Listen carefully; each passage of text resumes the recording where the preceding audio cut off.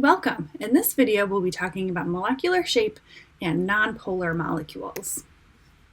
So we already know that bonds can be polar, that if we have two atoms in a bond and one has a lower electronegativity value than the other, the electrons will be pulled in such a way that one side of the bond has partial negative charge and the other side of the bond has a partial positive charge.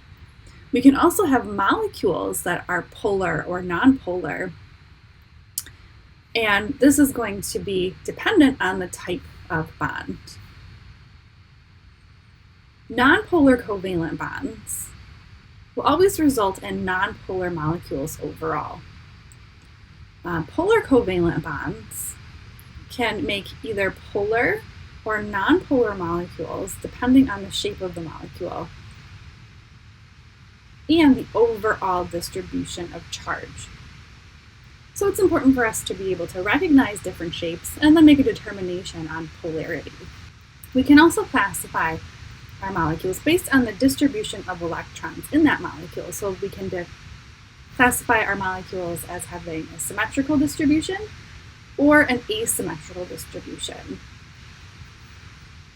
So whether or not a molecule has charge symmetry can be observed by drawing in polarity arrows for each individual bond within the molecule. So we have to be able to do this. And to draw a polarity arrow, we're going to show the difference in electronegativity. We'll have our arrow start at the less electronegative atom and point it towards the more electronegative atom in the bond. So for HCl, my hydrogen is much less electronegative than my chlorine, so I'm going to start down here at hydrogen.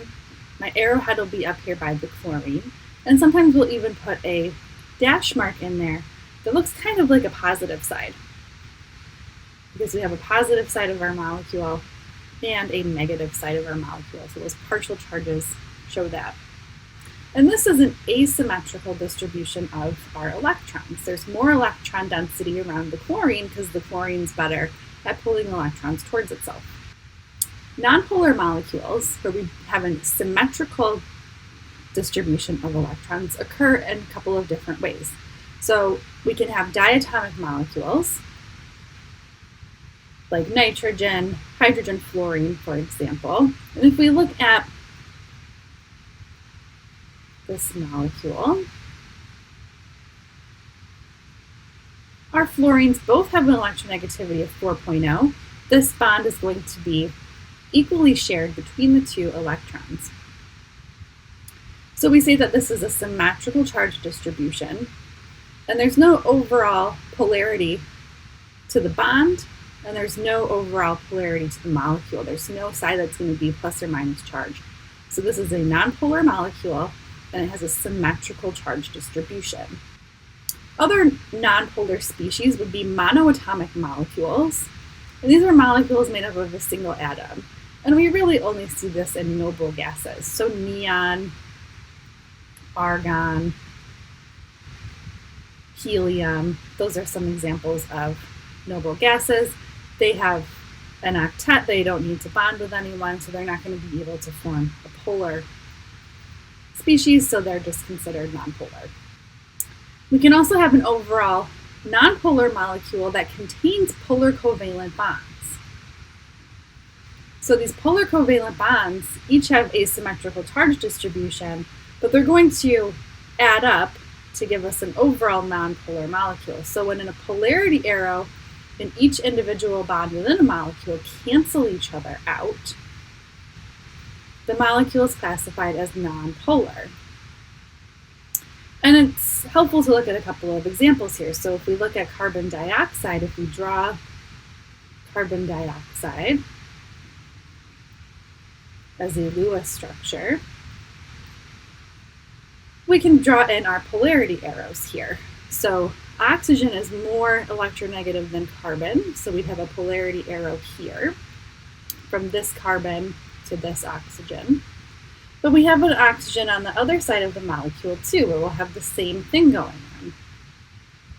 So if we think of this kind of like a tug of war, the oxygens on both sides of the carbon are going to be pulling electrons equally, so we'll have a symmetrical charge distribution These arrows are going in opposite directions, but they're equal too. So if we're equal and opposite, we'll cancel.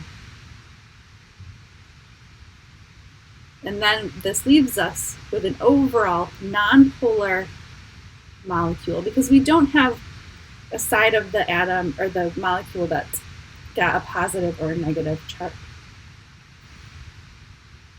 Carbon tetrachloride is another example here. So if we draw a structural diagram for carbon tetrachloride, we have 4 bonds around carbon. If we draw on our polarity arrows, chlorine has more electronegativity than carbon. So we'll have these arrows going in each direction. These are equal and opposite, these vertical ones, so they'll cancel each other out. The horizontal ones are also equal and opposite, so they cancel each other out. So when we cancel out all of those arrows, we end up with a nonpolar molecule. Our molecular shape can tell us something about the symmetrical charge distribution. We can see nonpolar charge distributions in linear molecules and also in tetrahedron molecules. So a linear molecule would be something like CO2. All of the atoms are arranged in a line, so it gives us that nice linear shape. And because we have equal and opposite polar bonds that cancel each other out, they end up being nonpolar. Tetrahedron, maybe we have methane here, CH4. Again, our polarity arrows are going to cancel each other out in all directions, and they end up being nonpolar. In 3 dimensions, this tetrahedron has a 3-dimensional shape that looks kind of like that, with our central atom right in the middle. So this 3-dimensional tetrahedron, if all of these attached atoms are the same, will end up giving us a nonpolar molecule. Okay, so that's it for this lesson.